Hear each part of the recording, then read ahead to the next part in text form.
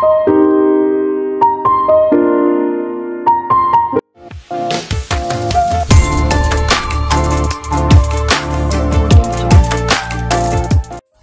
2 starting சீன்லங்க அந்த letter பார்த்துக்கிட்டே இருக்கிறப்போ டேங்குக்கு மண்டக்குள்ள ஏதோ ஓடிக்கிட்டே இருக்குது. நான் எழுதின மாதிரி தான் இருக்கு, ஆனா நான் எழுதல. நம்ம சைன் பண்றப்போ நம்ம நேம் வந்து நம்ம எழுதி சைன் பண்றப்போ ஒரு யூனிக்கான ஸ்டைல் நம்ம மெயின்டைன் பண்ணுவோம். அது கூட இந்த லெட்டர்ல இருக்க ஒன்னும் புரியாம குழப்பத்துல இருக்க. இந்த யுவா பொண்ணு அவங்க அப்பா இவ்வளவு பக்குவமா வீட்டுக்கு கூப்பிட்டு வந்தாரு. வீட்டுக்குள்ள வந்து கதவை சாத்துற வரைக்கும் தான். அதுக்கப்புறம் இந்த பொண்ணை மாடு மாதிரி போட்டு அடிக்கிறாரு. இந்த சீன்ஸ் என்னால அப்படியே வைக்க முடியாது.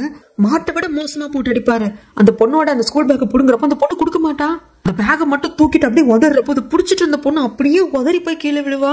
அந்த சீன் எல்லாம் அவ்வளவு பாவமா இருக்கும். பாக்குற நம்மளுக்கு நம்ம முதுகெலும்பு உடஞ்ச மாதிரி இருக்கும்.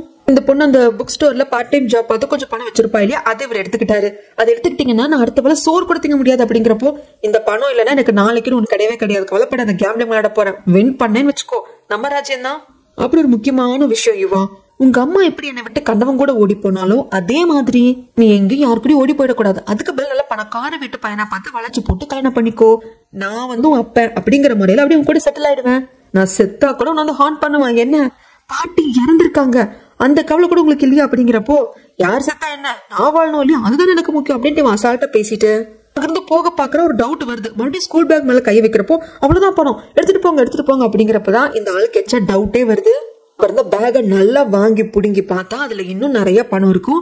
இந்த பணம் கிளாஸ் ஃபண்ட் அப்படின்னு சொல்லிட்டு ஆளுக்கு 3 ரூபாய் கலெக்ட் பண்ண சொல்லி டீச்சர்ட்டினா சொல்லிருப்பாங்க இல்லையா, அந்த ஃபண்டு. சம்பாரிச்ச காசு போனா கூட பரவாயில்ல, இந்த பணம் பறி போயிடுச்சு அப்படின்னா பேர் கெட்டு போயிடும் இல்லையா, அதுக்குதான் பயங்கரமா துடிக்கிறான். இவ்வளவு பணம் வச்சிருக்கியா, இது எல்லாத்தையும் வச்சுட்டு தான் ஏமாத்திரியா அப்படின்னு சொல்லிட்டு யுவாவோட அப்பா இன்னும் அடிச்சுட்டு அந்த பணத்தை எடுத்து அங்கிருந்து போயிடுறாரு. நான் அட்ரஸ் பண்றப்பதாங்க அப்பா யுவாவோட அப்பான்னு சொல்றேனே தவிர்த்து இந்த டிராமா முழுக்கவும் யுவா தன்னோட அப்பாவை அப்பான்னு கூப்பிடவே மாட்டாங்க. அவரோட பேர் வந்து ஏபு தான் கூப்பிடுவாங்க. பட் நிறைய பேர் வர்றதுனால நம்ம கன்ஃபியூஸ் ஆக வேண்டாம், நான் யுவாவோட அப்பானே மென்ஷன் பண்றேன். இங்க நம்ம ஹீரோ டாங்க அந்த லெட்டர் வந்துட்டு ராட் கிட்டையும் காட்டுறாங்க. என்னடா இது அதிசயமா இருக்கு, உனக்கு இந்த பொண்ணை பிடிச்சிருக்கோ, நீ இதை எழுதிட்டு மறந்துட்டியோ, குடிபோதில்தான் மறந்துட்டியோ அப்படிங்கிறதுக்கிட்டே பேசாம இருடா, அதெல்லாம் ஒண்ணும் இல்ல. அது மட்டும் இல்லாம அந்த பொண்ணோட வீட்டுக்கு தான் நம்ம கடனை வசூலிக்க போயிருந்தோம். சரி இப்ப என்ன பண்றதால உத்தேசம், எனக்கு தெரிஞ்சு அந்த பொண்ணு கிட்ட நம்ம அந்த 100 ரூபாய் எடுத்துட்டு வந்துட்டோம். அது அவங்க பாட்டிமாவோட காசு, சேமிச்ச காசுன்னு சொல்லிட்டு இருந்தா இல்லையா, ஒருவேளை அதை நான் திருப்பி கொடுக்காத கோபத்துலதான் அவளே லவ் லெட்டர் எழுதிக்கிட்டு இந்த மாதிரி எல்லாம் பண்றா போல இருக்கு. அவ ரொம்ப பிரில்லியண்டான பொண்ணு, அதனாலதான் என் கையெழுத்து அச்சஸ்ல எழுதியிருக்கா, என்னோட சைனை கூட கரெக்டா போட்டிருக்கா. சரி நான் இது எப்படிதான் முடிப்பேன் ராட் கத்துறதுக்கு. வெரி சிம்பிள், அவ கிட்ட இருந்து நம்ம வாங்கிட்டு வந்த பணம் 100 ரூபாய் நான் திருப்பி கொடுத்துடுறேன் அப்படின்னு 100 ரூபாவை எடுத்துக்கிட்டு நான் வர்ற வரைக்கும் வீட்லயே இரு அப்படின்னு சொல்லிட்டு அங்கிருந்து டேங்க் கிளம்ப. இப்பதான் எபிசோட் 1ல பார்த்தோம் இல்லையா, பாட்டிமா முன்னாடி விழுந்து கும்பிட்டுட்டு என்னால இதுக்கு மேல வாழ முடியாது பாட்டிமா, முடிஞ்ச அளவுக்கு போராடிட்டேன், கடைசியோட எஜ்ஜுக்கு வந்து நான் நிக்கிறேன், எனக்கு இன்னொரு லைஃப் இருந்ததுன்னா சான்ஸ் கிடைச்சதுன்னா நான் கரெக்டா சூஸ் பண்றேன். என்னோட கடைசி ஆசை என் அம்மா ஏன் என்னை விட்டு போயிட்டாங்க அப்படிங்கறத தெரிஞ்சுக்கணும். என்னையே அம்மாவை தவிக்க விட்டுட்டாங்க, அங்க போற பெண்ணை கூப்பிட்டு போயிருக்கலாம் இல்லையா, அவங்க அம்மா இறந்தெல்லாம் போகல, யாரோ கூட ஓடி போயிட்டதாக இவாவோட அப்பா சொல்றாங்க.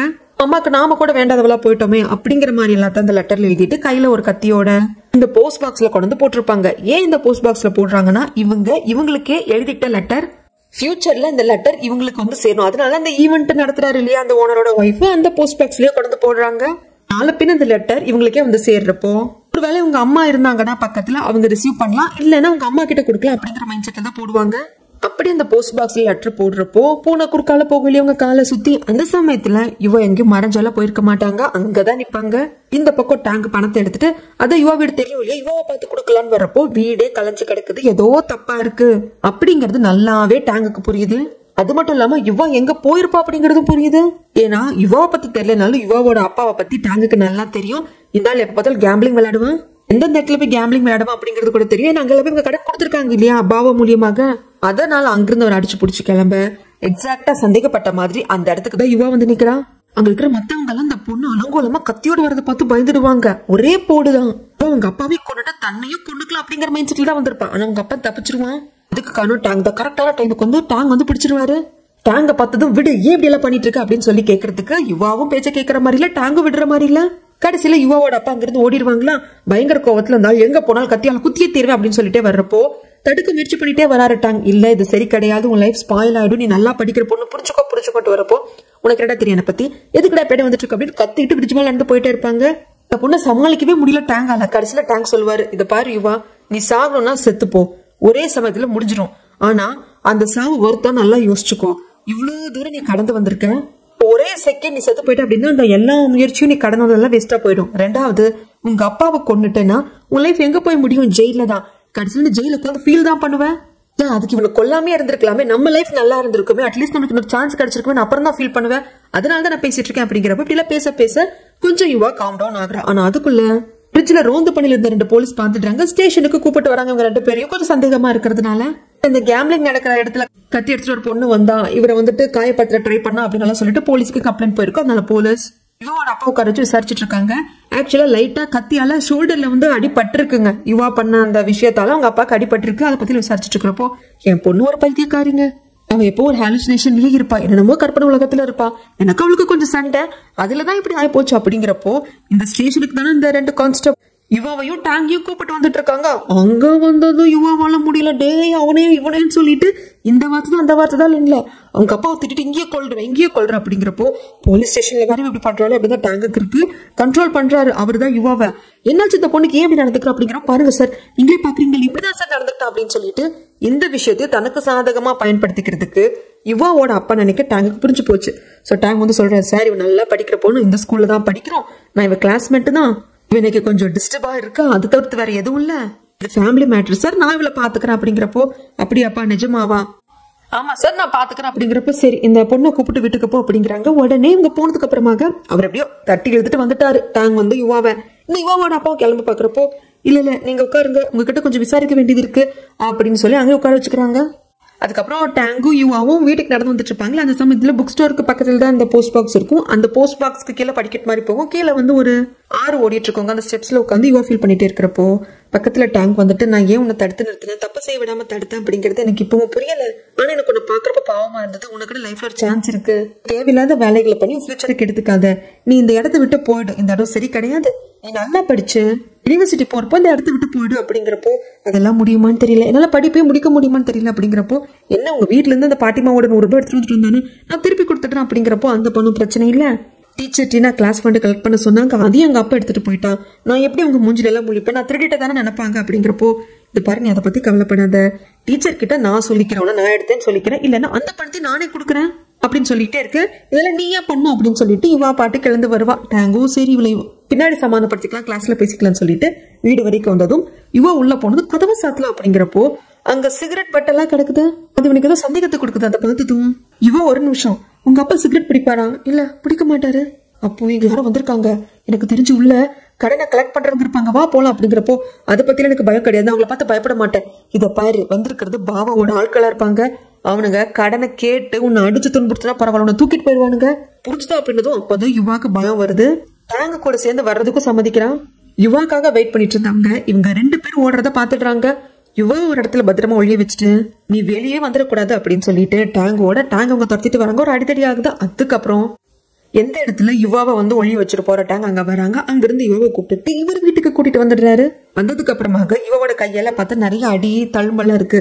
சோ டெய்லி வந்து உங்க அப்பா உன்னை அடிப்பாரா அப்படின்னு சொல்லிட்டு கேட்க, ஆமா, நீ யாருக்கிட்டே சொல்லல, யாரு நம்புவாங்க, நீ போலீஸ் ஸ்டேஷன்ல பாத்தியே, அவர் நான் கத்தியால குத்த வந்ததுக்கு எனக்கு மென்டல் இல்னஸ் இருக்குன்னு அந்த ஆள் சொல்லிட்டா, யாருதான் நம்புவாங்க, ஒரு வயசுல பெரியவர் எனக்கு அப்பா, அவர் என்ன சொன்னாலும் நம்புவாங்க, நான் சொன்ன அப்படி நம்புவாங்க அப்படிங்கிறப்போ டேங்குக்கு புரியுது.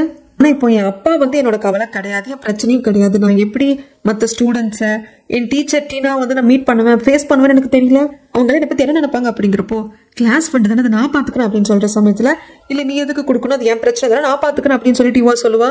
டேங்க் ஸ்ட்ராங்கா சொல்லிடுவான், இன்னைக்கு நீ வீட்டுக்கு போகாத, இங்கேயே இரு அப்படின்னு சொல்லிட்டு இவளுக்கு வேணுங்கிற திங்ஸ் ஃபுட் எல்லாம் வாங்கி கொண்டு வந்து கொடுத்துட்டு, இவரால் அங்கே தங்க முடியாது இல்லையா, யுவாவுக்கு அன்கம்ஃபர்டபுளா இருக்கும், அதனால அவர் வெளியே வந்துடுவாரு, ரேட் கூட தங்கிக்கலாம் அப்படின்னு சொல்லிட்டு அந்த கிளப்புக்கு வந்துருவாரு. இங்க யுவாவோட அப்பா போலீஸ் ஸ்டேஷன் விசாரணை முடிச்சு வீட்டுக்கு வரப்போ அந்த சிகரெட் பட் கிடைக்கும். அதை எடுத்து பார்த்துட்டு, என்னடி கண்டவங்க கூட ஊர் சுத்திட்டு இப்ப வீட்டுக்கே கூப்பிட்டு வந்துட்டியா அப்படின்னு சொல்லிட்டு கத்துனா, அங்கதான் யுவா இல்லையே, இன்னைக்கு எனக்கு கிளப்ல தாண்டா தங்க போறேன் அப்படின்னு சொல்லிட்டு ரேட் கிட்ட சொல்றப்ப ரேட்டுக்கு சந்தேகம் வருது. அப்புறம் உன் வீட்டுல இப்ப யாரு இருக்கா அப்படின்னு கேட்கிற சமயத்துல யுவா இருக்காங்கிறது நடந்து எல்லாத்தையும் சொல்றாங்க. அந்த பொண்ணுகிட்ட பணத்தை கொடுத்துட்டியா, பணத்தை கொடுக்கறது வீட நிறைய பிரச்சனை இருக்கு, அது என்ன எதுன்னு பாக்கணும் அப்படின்னு சொல்லிட்டு இவர் இங்கே படுத்து தூங்கிக்கிறேன்னு சொல்றாரு. அதுக்கப்புறமாக பாபாவோட மத்த ஆட்கள்லாம் வந்துட்டு இருக்காங்க. அந்த சமயத்துலதான் அந்த பொண்ணை காட்டுவாங்க, ரேட் சைட் அடிப்பாரு இல்லையா அந்த பொண்ணு. இந்த பொண்ணோட பேர் வந்து ஜோயா. இந்த பொண்ணால சரியா நடக்க முடியாது, ஒரு கால் வந்து ஊனமா இருக்கும், இது நம்மளுக்கு இப்பதான் காட்டுவாங்க. ஆனா இங்க இருக்கிற எல்லாருக்கும் தெரியும் ரேட் இதை தெரிஞ்சேதான் காதலிப்பாரு. ரேட் தன்னை காதலிக்கிறேன்னு தெரிஞ்சிருந்தும் ஜோயா வந்து அக்செப்ட் பண்ணிக்க மாட்டா. அதுக்கு காரணம் நாம இப்படி இருக்கோமே அப்படிங்கிறதுனால ஆனா அதெல்லாம் ரேட்டுக்கு பிரச்சனை கிடையாது. இந்த பாவோட ஆட்கள் வந்து சாப்பிட்டவனுங்க இவனுங்களுக்கும் தெரியும் ரேட்டுக்கு வந்து அந்த ஜோயாங்கிற பொண்ணு மேல ஒரு கண்ணு பிடிச்சிருக்குங்கிறதெல்லாம் தெரியும். அதை வச்சு கிண்டல் பண்றாங்க. ஏண்டா பேலன்ஸா நடக்க கூட தெரியாத பொண்ணு காதலிக்கிறேன் அப்படின்ட்டு ரொம்ப அசிங்கமா பேசுவாங்க, ரொம்ப கேவலமா பேசுவாங்க. நாளைக்கு நான் வரேன், அந்த பொண்ணு ஜோயா கிட்ட நானும் கொஞ்சம் அப்படியே ஜாலியா பேசுறேன் அப்படின்னப்போ அவளோட உடல் ஊனத்தை அவனுக்கு குறையா சொன்னப்போ கூட ரேட் பெருசுப்படுத்தல. ஏன்னா அது அவனுக்கு பெரிய குறையா தெரியல. ஆனா அந்த பொண்ணுகிட்ட தப்பா நடந்துக்கிற அளவுக்கு பேசுறது உனக்கு கோவம் வந்துரும். எப்படிடா நீ அவளை பத்தி பேச போச்சு அப்படின்னு சொல்லிட்டு அவன் மேல பாஞ்சு அடிச்சு அவனோட ஒரு காலை போட்டு அடி அடிச்சிருவான். இருக்கிறவங்க எல்லாரும் பாவோட ஆட்கள் தான். ஈவன் ரேட்டு பாவோட ஆளு தான். அவனை ரேட் ரிப்போர்ட் பண்றது சாக்கு தான். சாக்கு மட்டும் தான் பயப்படுவான், பாவாவை பத்தி எல்லாம் பயப்பட மாட்டான். எல்லாரும் இவனை போட்டு மறுபடியும் அடிப்பாங்க. அவனுக்கு கிடைக்கிற கேப்ல எல்லாம் வந்து எவன் தப்பா பேசணும் அவன் காலையே போட்டு அடி அடிப்பான். ஒரே காலை தனக்காக அங்க ஒருத்த சண்டை போடுறான் அப்படிங்கிறது ஜோயாக்கு தெரியல. எப்பவுமே ஜோயாக்காக ஸ்நாக்ஸ் வாங்கி வச்சுட்டு ரேட் போவான். பெரும்பாலும் எடுத்து சாப்பிட மாட்டான். இன்னைக்கு எடுத்து சாப்பிட்டுட்டு ரேட்டை பத்தி யோசிச்சுட்டு இருக்கா. இந்த பக்கம் யுவாக்கு தூக்கமே வரல. நைட்டு ஃபுல்லா கொட்ட முழிச்சிட்டு இருக்கா. அப்படியே வீடியோவும் செய்து இங்கிருந்து கதை எகன் 2026 வருது. போஸ்ட் பாக்ஸ்குள்ள இருந்து லெட்டர் கிடைச்சது இல்லைங்களா? உங்க எல்லாருக்கும் இப்போ ஒரு டவுட் வரும். அப்போ அந்த லவ் லெட்டர் யார் எழுதியிருப்பா? டேங் எதுக்கு யுவாக்கு எழுதுனா எந்த காலகட்டத்தில் அப்படின்னு கேட்டா கடைசியா அந்த பெரியவர் இந்த லெட்டர் பாக்ஸ்குள்ள 2026 லெட்டர் போட்டிருப்பாரு. அந்த பெரியவர் அந்த போஸ்ட் பாக்ஸ்குள்ள லெட்டர் போட்டது டக்குனு காணா போன மாதிரி காமிச்சாங்க இல்லையா? அந்த லெட்டர் தான் இது.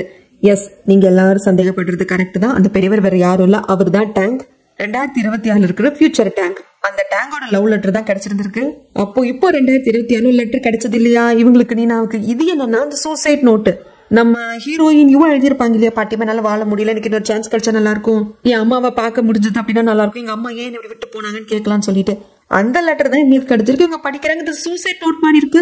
என் அப்பா இந்த கடிதத்துக்காக காத்துட்டு இருந்தாரு அப்படிங்கிறப்ப அதெல்லாம் எனக்கு தெரியாதுமா. எப்ப பார்த்தாலும் அந்த போஸ்ட் பாக்ஸ்க்கு பக்கத்துல இருக்கிற பெஞ்சில் உங்க அப்பா தேமேன்னு உட்காந்தே கிடப்பாரு. போசனா கூட போக மாட்டாரு. சரி, எனக்கு இதெல்லாம் ஒன்றும் புரியல. ஆனா அந்த செக்யூரிட்டி கார்டு எனக்கு என்னமோ இது மனுஷன் எழுதின லெட்டர் மாதிரியே தெரியல அப்படி இப்படின்ட்டு அந்த ஆள் பாட்டு கொண்டு பேசிட்டு இருக்காங்க.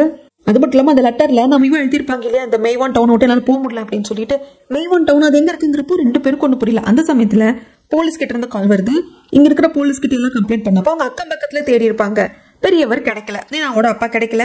அதனால கரெக்டா வந்து உன் ஐடி கார்டு டீடைல்ஸும் அவனோட ஐடி கார்டு எல்லாம் கொடுமா, அதை வச்சு நாடு முழுவதும் தேடுறதுக்கு ஏற்பாடு பண்றோம் அப்படின்னு சொல்லியிருப்பாங்க. அதுக்காக போறப்போ செக்யூரிட்டி கார்டு சொல்லுவாங்க, அம்மா நான் உங்ககிட்ட சொன்ன கதையெல்லாம் எல்லாருக்கிட்ட சொன்னா எனக்கு வேலை போயிருமா, புரிஞ்சுதாமா அப்படிங்கிறப்ப நான் எதுவும் சொல்ல மாட்டேன், இதுதான் என் நம்பர் வச்சுக்கோங்க, எங்க அப்பா இங்கதான் வந்து எனக்கு கால் பண்ணுங்க அப்படின்னு சொல்லிட்டு போலீஸ் டிபார்ட்மெண்ட்டுக்கு வந்து அங்க எல்லா டீடைல்ஸும் கொடுக்குறாங்க.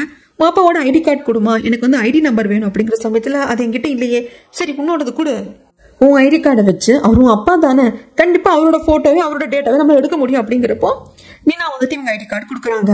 அதை பார்த்து டீடைல்ஸை பார்த்தவரு, ஏமா நிஜமாலுமே நீ மீனா தானா, இது ஐடி கார்டு தானே அப்படிங்கிறப்போ, ஏன் சார் அப்படி கேட்குறீங்க, நீ கொடுத்த டீடைல் வச்சு பாக்குறப்போ இவர் தான் கிடைக்கிறார், இவர் தான் உன் அப்பாவா, அப்படி இவர் தான் உன் அப்பா அப்படின்னா அவர் 20 வருஷத்துக்கு முன்னாடி செத்து போயிட்டாருமா, பிரிசன்ல இருக்கிறப்போ பாரு டீடைல்ஸ் கீழே பாருங்கிற சமயத்துல இல்ல நான் எங்க அப்பா பார்க்கல, எங்க அப்பா நிஜமா காணாம போயிட்டாரு, செக்யூரிட்டி ஃபுட்டேஜ் கூட செக் பண்ணேன், இருக்கிற போலீஸ் கிட்ட கூட நான் சொன்னேன் அப்படிங்கிறப்போ, இதை பாரு நீ இன்னாரோட பொண்ணு தான் காட்டுது, இவரு பிரிசன்ல வந்து 20 வருஷத்துக்கு முன்னாடி செத்து போயிட்டாரு, ஆனா இவரு உன் அப்பா இல்ல அப்படிங்கிற, அப்ப நீ யார அப்பான்னு சொல்றியோ அவருதான் உன் அப்பா, அப்படி ஒரு மனுஷன் கூட இருந்தாருன்னு ப்ரூவ் பண்றதுக்கு வேற எவிடன்ஸ் கொண்டு வா அப்படின்னு சொல்லிடுறாங்க. வீட்டுக்கு வந்து நீனாக்கு ஒண்ணுமே புரியல, என்னதான் நடக்குது அப்படிங்கிறது சுத்தமா உங்களுக்கு புரியல. ஏன் அப்பா பேர் டேங்க், ஆனா என்னோட ஐடி கார்டு கொடுத்தப்ப என்னோட அப்பா பேர் வேறையா வருது, அவர் 20 வருஷத்துக்கு முன்னாடி பிரிஷன்ல செத்து போயிட்டாருன்னு வருதுன்னு ஒன்னும் புரியாம இருக்காங்க. சரி நம்ம அப்பாவோட ஐடி கார்டு டீடைல்ஸ் கலெக்ட் பண்ணோம் அப்படிங்கிறப்போ டேனிஷ் குக்கி பாக்ஸ் ஒன்று கிடைக்குது. இது அவங்க அப்பாவோட தான், அவங்க அப்பா ரொம்ப எடுத்திருப்பாங்க. அதை சர்ச் பண்ணி பார்த்தா நிறைய ட்ரெயின் டிக்கெட்ஸ் இருக்கு. இங்க இருந்து புஷோயி அப்படிங்கிற ஒரு இடத்துக்கு ஒரு அடிக்கடி போயிட்டு வந்திருக்காரு. அடிக்கடினா மாசத்துக்கு ஒரு வாட்டில கிடையாது, கரெக்டா வருஷத்துக்கு ஒரு வாட்டி. இந்த ட்ரெயின் டிக்கெட்ஸ் எல்லாம் பாக்குறப்ப ஒண்ணுமே பிடிப்பட மாட்டேங்குது. இந்த ட்ரெயின் டிக்கெட்ஸ் எல்லாம் பார்த்து அந்த இடத்துல ஒரு கிரீட்டிங் கார்டு இருக்கும், அதுக்கு பின்னாடி என்னமோ எழுதியிருப்பாங்க, அது பல வருடங்களான கிரீட்டிங் கார்டு அப்படிங்கிறதா அந்த எழுத்துக்கள் லைட்டா மங்கி போச்சு. ஆனா எழுதுறவங்களோட கையெழுத்தவங்க சைன் பண்ணிருப்பாங்க இல்லையா, நேம் அது இருக்கு. அதை பாக்குறப்போ இன்னைக்கு நம்மளுக்கு ஒரு லெட்டர் வந்ததே போஸ்ட் பாக்ஸ்ல, நம்ம எடுத்தோமே அதுல இருந்த பேர் இந்த பேர் ஒன்னா இருக்கேன்னு பாக்குறப்போ எஸ் ரெண்டுலயுமே யுவா அப்படிங்கிற பேர் இருக்கு. அப்போ யுவா அப்படிங்கிறது யாரு, யுவாக்கும் நம்ம அப்பாக்கு என்ன சம்பந்தம், யுவாவை கண்டுபிடிச்சோம் அப்படின்னா நம்ம அப்பாக்கு என்ன தெரிஞ்சுக்கலாம் அப்படிங்கிற ஒரு முடிவுக்கு நீ வராங்க.